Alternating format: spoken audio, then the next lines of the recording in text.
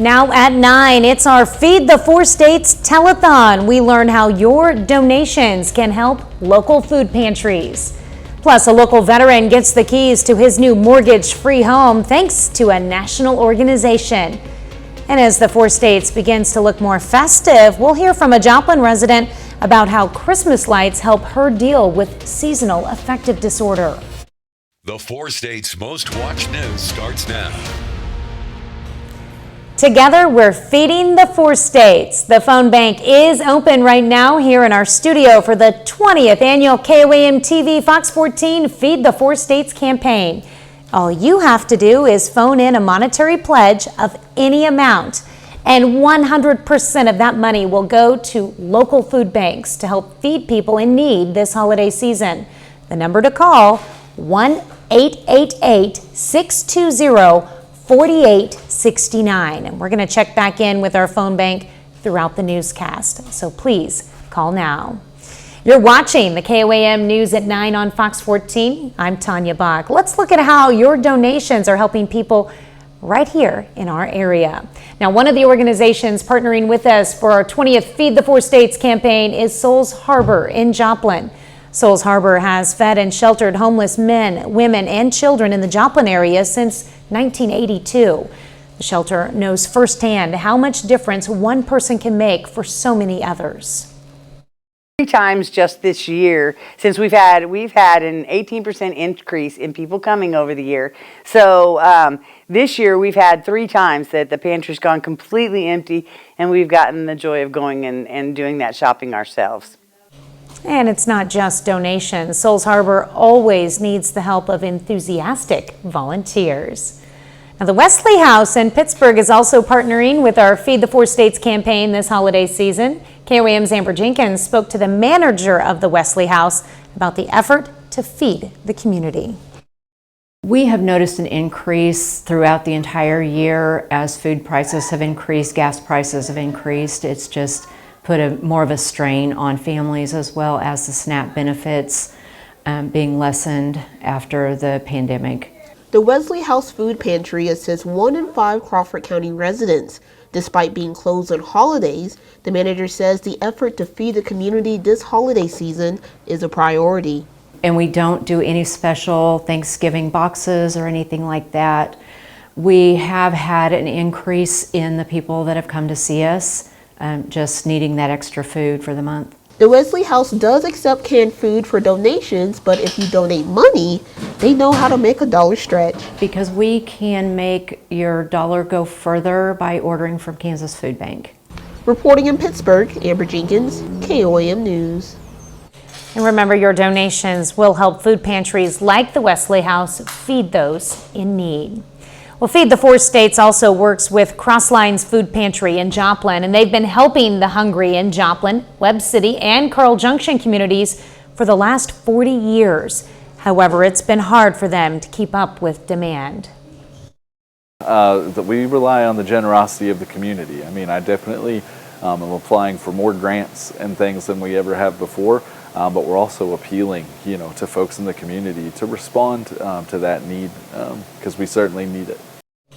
You can find a list of food pantries we support on our website, KOAMnewsnow.com. Well, many businesses help fill area pantries, but one local grocery chain is making it easier for customers to donate.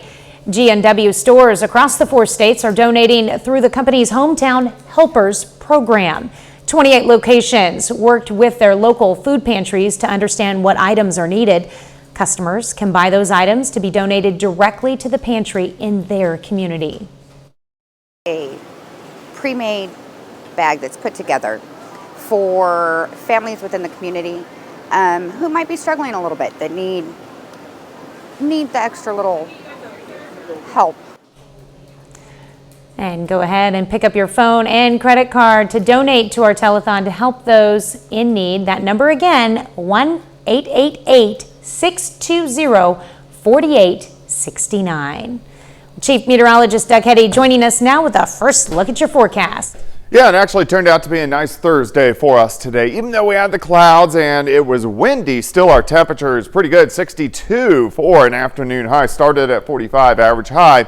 is 58. So just a couple notches above where we should be for this time of the year. And if we look outside right now, looks pretty good. 61 in Joplin. Pittsburgh is sitting at 58 degrees. So mainly upper 50s to lower 60s. We're not going to drop off at too much for us tonight, as temperatures will kind of sit in the low to mid 50s. Our southerly winds will actually keep our temperatures up just a bit. South winds 10, 15 to 20 miles per hour. So it's going to stay breezy as we go through the overnight hours. We do have the clouds, a couple little sprinkles rotating through, maybe a quick shower. Besides that, most of us are going to end up staying on the dry side.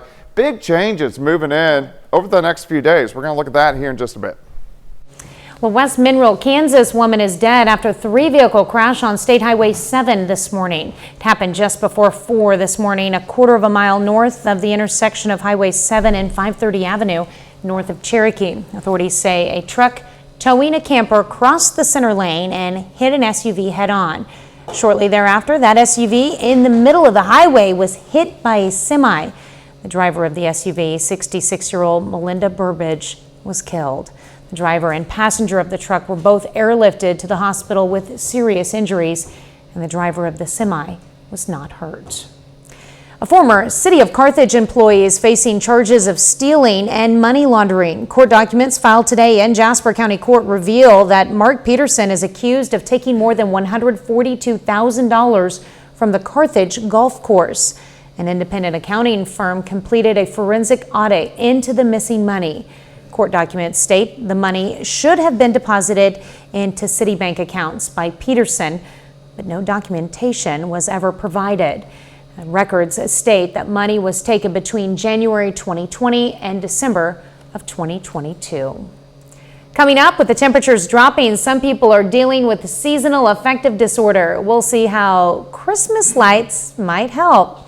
And get those phones and credit cards ready, and then make your call to donate to our Feed the 4 States campaign.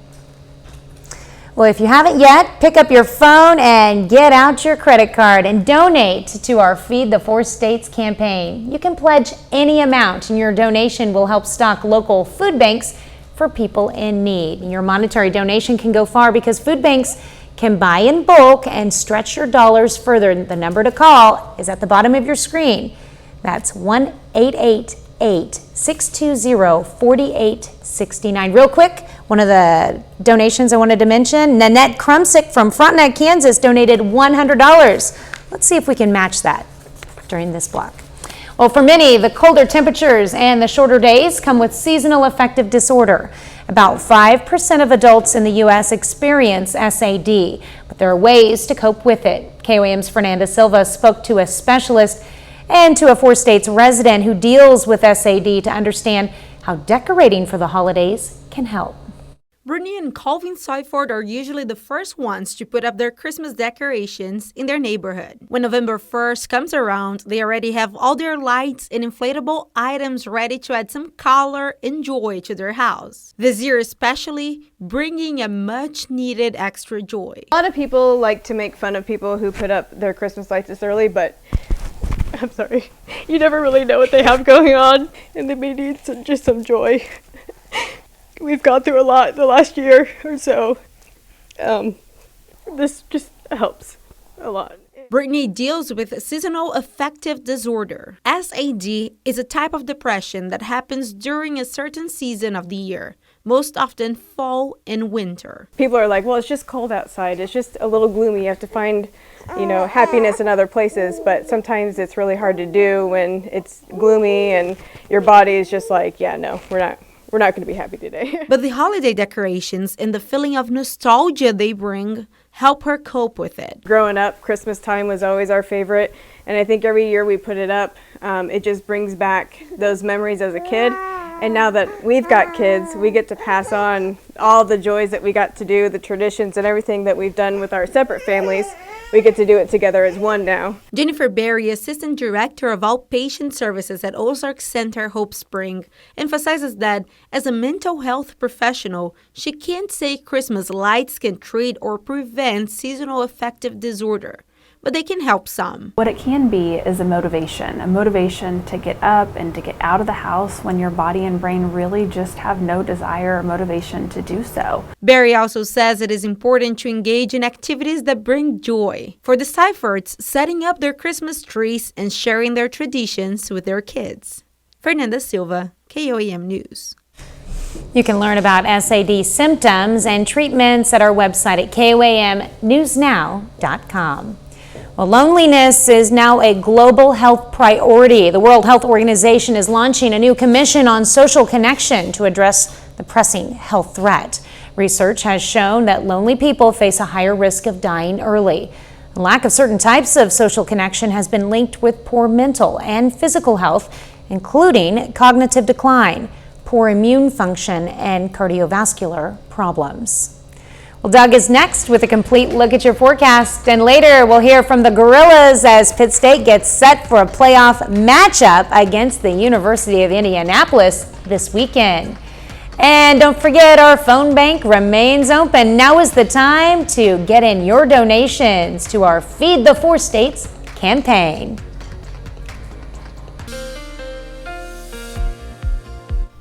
Well, it turned out to be a nice Thursday for us today. Really, all week long, we've had fantastic temperatures. We did get the clouds today, and a little bit cooler than what we have seen over the past few days, but still very nice, and we will continue to see very nice temperatures as we go through at least the next couple days. Look at the month so far, though. Just about every single day has been above normal, except last Thursday, a high temperature of 57. Our average high for this time of the year is 59 degrees, but of course dropping as we get deeper into fall. Look at this, nice shot. We're looking outside downtown Joplin. You can see it's a little windy out there, but this is our tower cam at the Cornell Arts and Entertainment Complex, of course, downtown Joplin. We do have the clouds. We're going to continue to see the clouds as we go through the rest of the overnight hours. But temperatures, most of us are sitting upper 50s to lower 60s. We're not going to drop off too much for us tonight. The southerly winds will actually keep our temperatures up. South winds at about 10. Visibility is good at about 10 miles. But still windy, not as bad as what we had earlier, but these will crank up a little bit late tonight. But we have those south winds, kind of 5 to 15. We'll have gusts picking up again tomorrow morning behind a cold front that slides through, and then the winds will start to calm down as we get into tomorrow evening. With the clouds, we do have a few very light little sprinkles, maybe a random shower in our southern counties, but most of this is not reaching the ground. But you may get a sprinkle or two as this wave continues to rotate through. It's not doing much for us, just clouds, and a weak cold front is passing through. Out to the west, there's a spin off the coast of California. That's our next bigger storm system. That system will start to affect us by the second half of the weekend. Until then, I think we're looking pretty nice. Let me go ahead and walk you through time. Random sprinkle tonight. We'll start the day with clouds in the morning, lower 50s. By noon, we should have sunshine, upper 50s. By the afternoon, so we'll stop at 4 p.m. I think most of us near 60, 61, 62 degrees.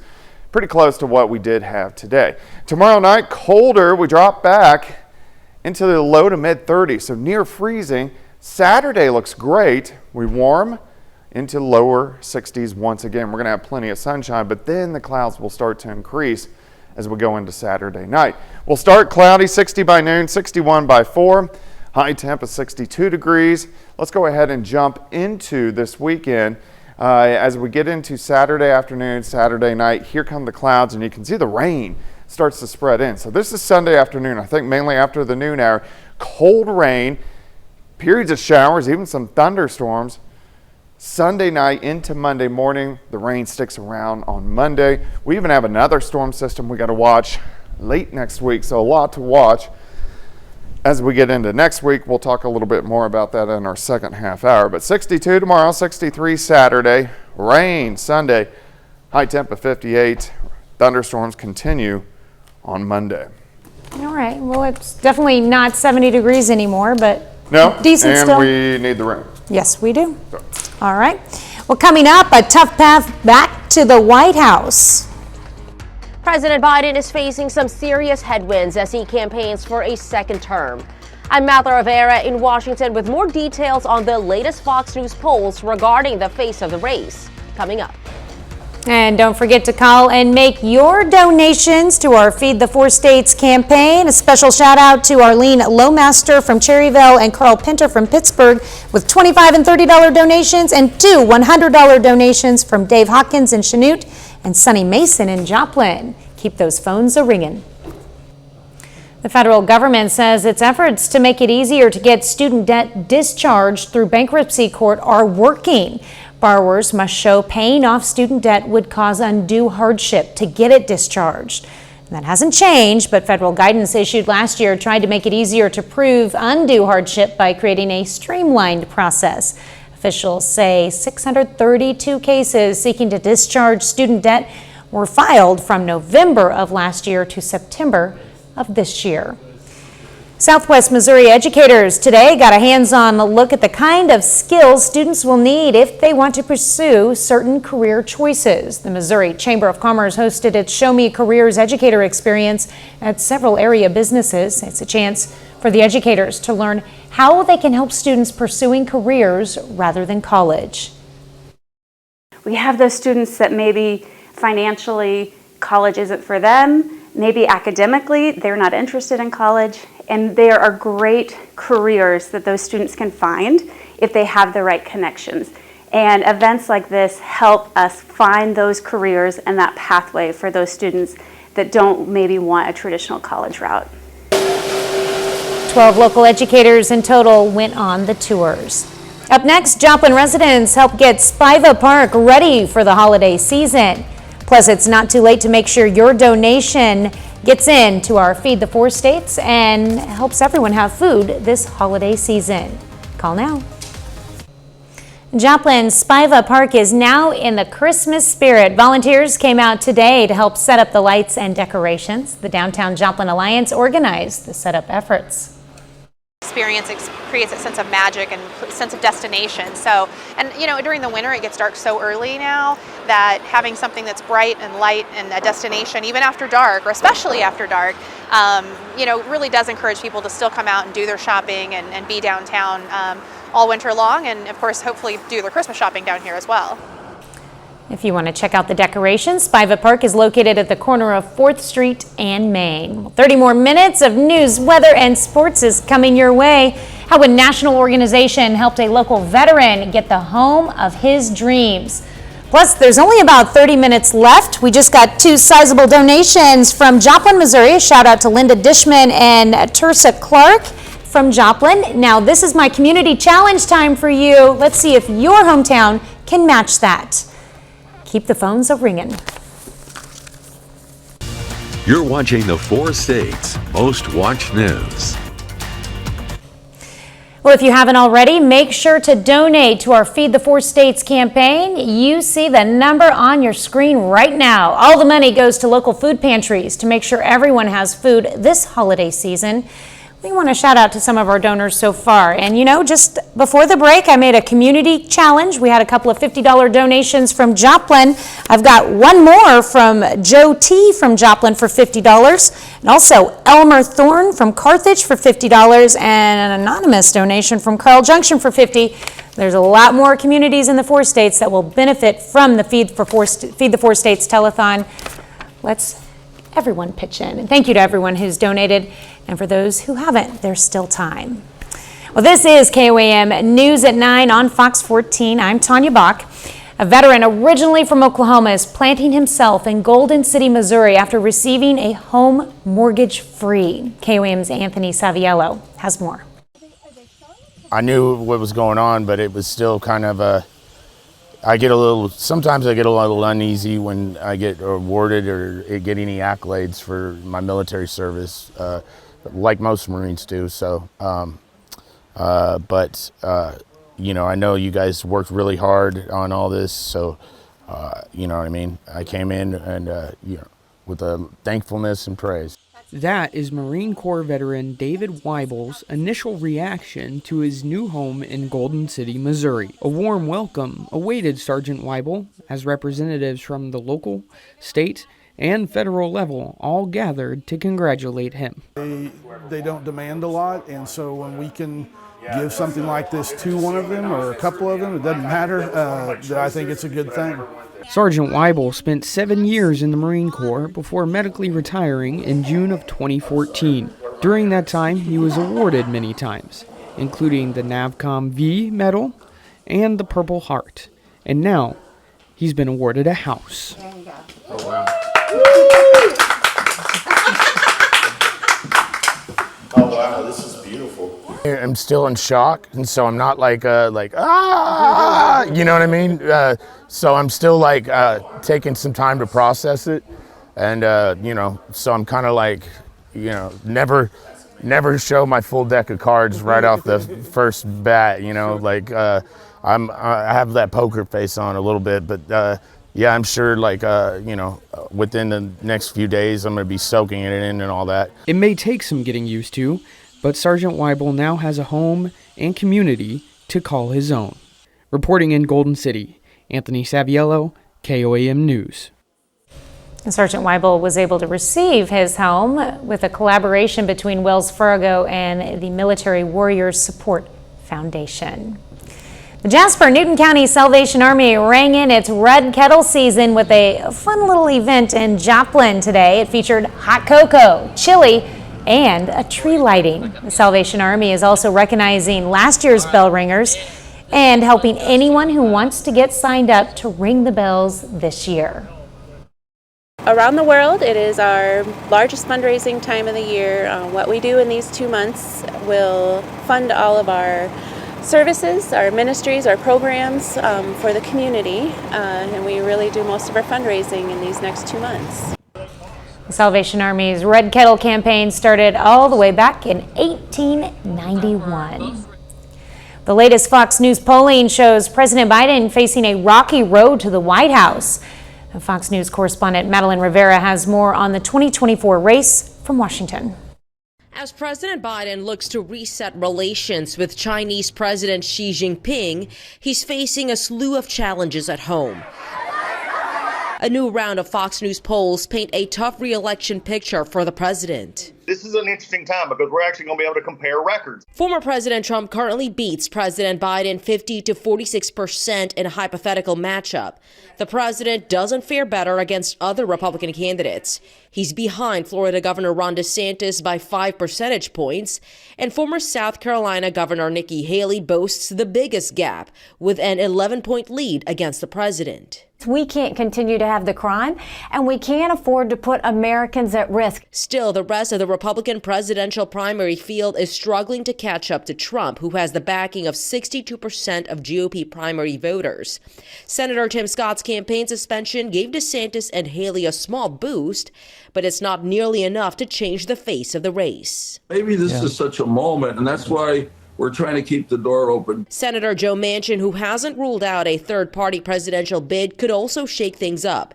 His candidacy could hurt Biden and Trump equally.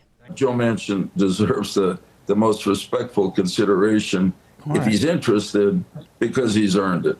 The White House is shrugging off the polls. The president saying at a campaign fundraiser in San Francisco Wednesday night, their agenda has a record of winning, pointing to Democrats' strong showing at last week's elections. In Washington, Madeline Rivera, Fox News. A bit later, technology assisting farming. Could family farms be rendered obsolete by AI? I'm Eben Brown in Miami. I'll have that story straight ahead. And we've got about 25 minutes left in our telethon tonight. Special thank you to Donna Betzer from Joplin with her $25 donation. And remember, your donations can make all the difference for local families in need. Well, it definitely turned out to be a nice one for us today, even though we had the clouds and it was windy. Still, temperatures shot up into lower 60s during the afternoon, and it looks pretty good right now. Here's a nice shot of our Cornell Arts and Entertainment Complex. Of course, downtown, we are looking off toward the north and to the east, socked in with the clouds, and that's what we're going to see as we go through the overnight hours for us tonight. All right, temperatures, most of us upper 50s to lower 60s at this point in time. We're not going to drop off too much more, as our southerly winds will keep our temps up just a little bit. Now, here by morning, you can see the wind switch out of the north. We have a cold front that drops through. So it is going to be breezy once again tomorrow, just the wind right out the other direction, and that will cool us down just a little bit compared to what we've had overall this week. All right, clouds rotating through. You can see a little bit of green popping up on the radar. And these are very light showers and sprinkles. Most of this is not even reaching the ground, but you may get a few little sprinkles out there through the evening hours, the rest of the evening, into the overnight hours. And then this wave is going to continue to push on through, and it will be gone by tomorrow afternoon. Out to the west, spin to the west of San Francisco. That's our next bigger system that will start to affect us on Sunday. So let's take a look, because next week gets a little interesting. We have rain that kicks in Sunday. Here's our main system. Rotates through Monday into Tuesday, and then it pulls in quite a bit cold air for us by the middle of next week. So we're going to see a lot of changes, meaning colder changes, all through next week. So we have the colder air. So here's Wednesday going into Thanksgiving, and then right behind it, here comes another storm system late next week. So I know we've been kind of boring weather-wise. Everybody likes boring. I don't. Outside over the past couple weeks, but things will start to pick up for us just a bit. So let's look at the rain. It rolls in, especially Sunday afternoon. Periods of showers on Monday. So if you're heading north, Arrowhead, they have Monday night football. They will have some showers around. It's going to be chilly. Showers into Tuesday morning. Wednesday looks okay, just chilly. Thursday looks okay, just chilly. And then look at this storm system rotating in.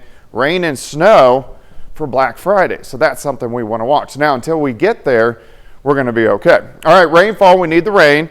We have the potential for about a half an inch, maybe 3/4 of an inch with the rain that settles in Sunday night into Monday. But again, until then, we look okay. We're going to start the day, lower 50s for us tomorrow. Once we get into the afternoon, we're going to warm into lower 60s, plenty of sunshine. So Friday, overall, is going to be fairly nice. 60 by noon, high temp, 62 degrees. Saturday looks fantastic, 63 and sunny. But here comes the rain Sunday, thunderstorms Monday, rain on Tuesday, cooler Wednesday, Thursday, and then a rain-snow mix possibly all into next weekend. So winter's coming. Yes, winter is coming. Yes, it is. I've been waiting to say that. All right. All right, a big thank you to Dolores from Miami, Oklahoma, and Lena Thorson from Joplin. Both donated $100. We want to give another thank you to everyone who's donated to our Feed the Four States fundraiser so far. If you haven't, time is running out for this telethon, so please get out your phones, call the number on the bottom of your screen, and give what you can. Every dollar helps, and it can make a world of difference for local families in need. You can also donate on our website, KOAMnewsnow.com.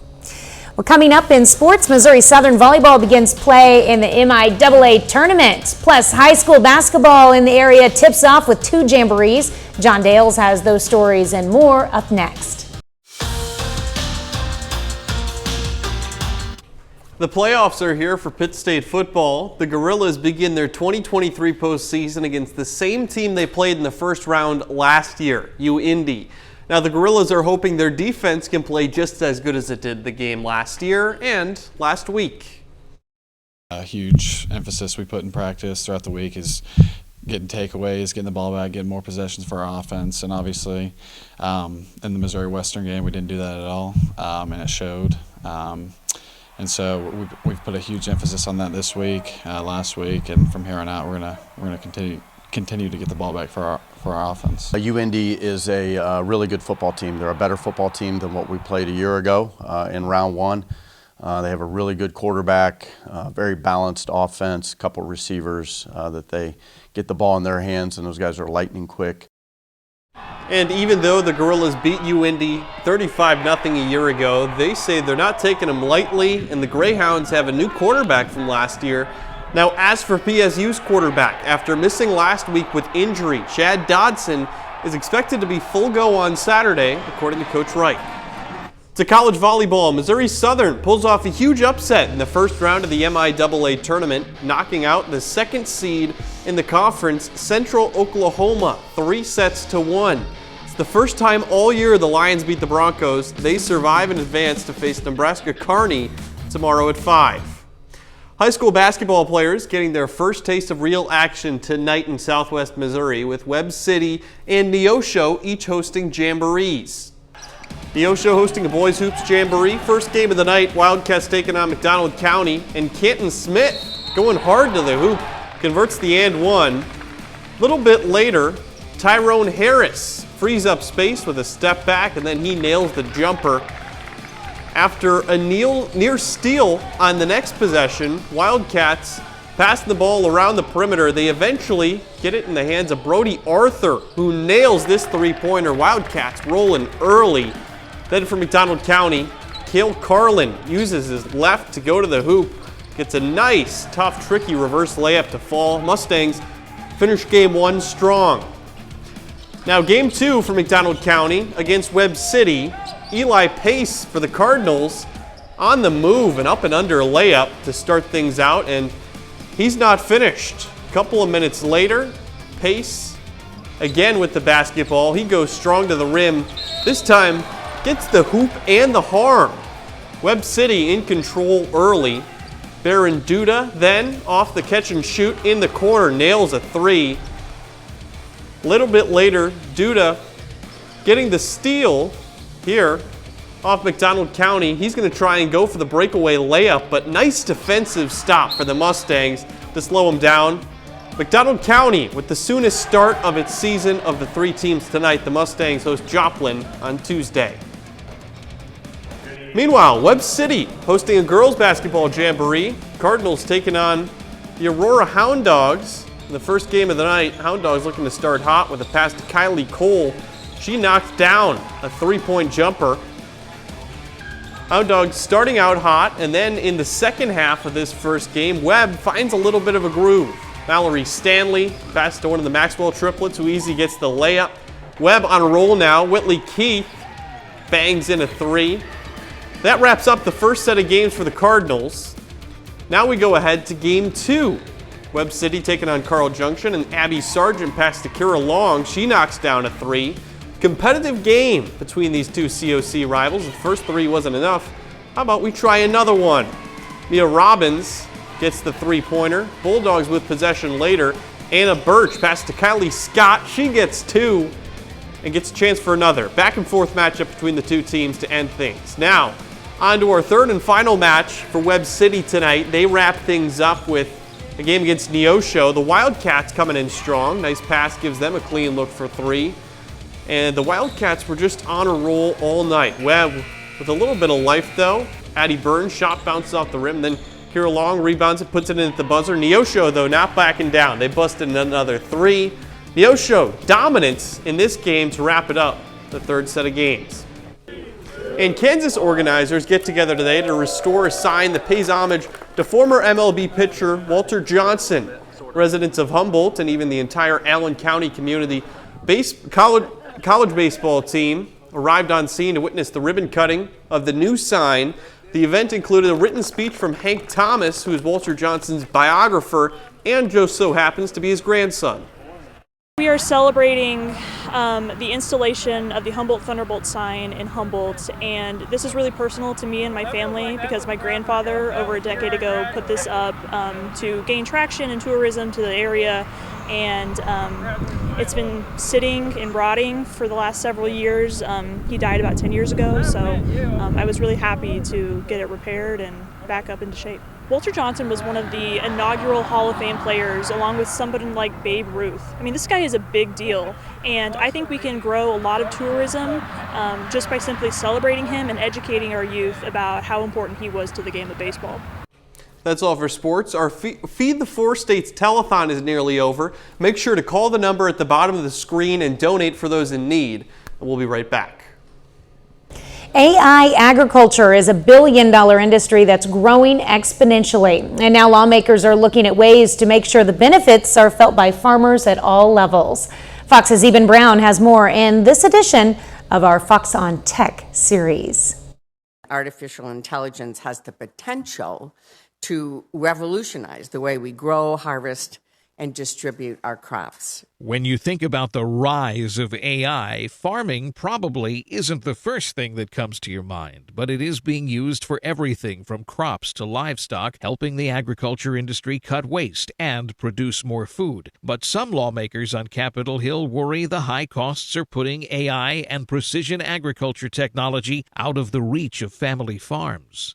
We must work to ensure that its application does not force even more small and medium-sized farms out of business. Farmers should be the ones benefiting from their data. There are currently more than 200 AI-based agriculture startups in the U.S. They're testing things like self-driving tractors, robots to harvest crops, AI-powered autonomous sprayers, and so-called machine vision to tell the difference between crops and weeds, allowing for more targeted herbicide use. But these new innovations also bring new risks, and with foreign investors buying more and more farmland in the U.S., lawmakers want to make sure the technology is safe before it goes mainstream. America exercised a light touch approach toward regulating this budding industry. We must determine if that approach is appropriate when it comes to regulating AI and its uses in agriculture. The AI agriculture industry was worth about $1.7 billion last year. It's expected to jump to more than $5 billion by 2028. In Miami, Eben Brown, Fox News. Well, a popular chicken restaurant is testing out a new form of delivery. We'll check it out next. And now you can eat even more chicken. Chick-fil-A is rolling out its new drone delivery system. And right now, it's only available at a few locations like this one near Tampa, Florida. Customers can request the service through the Chick-fil-A app, but drone delivery is only available during certain hours and only within a certain distance.